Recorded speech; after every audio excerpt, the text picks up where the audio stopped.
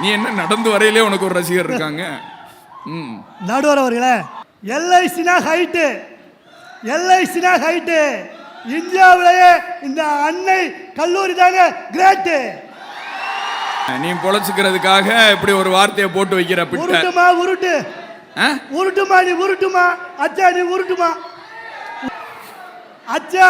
அச்சா ஒரு ரொம்ப மோசமா இருக்குன்னு சொல்லுச்சு. யாரு? அச்சயாவா? அச்சயா. அந்த பாட்டுக்கு என்ன அர்த்தம் தெரியுமா?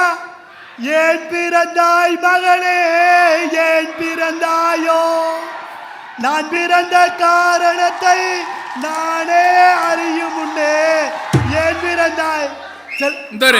அதுக்கு ஒரு காரணம் இருக்கு. உண்மையா சொல்றேங்க, சத்தியமா பயலுக பாவங்க, சத்தியமா சொல்றேன் பயலுக பாவம்.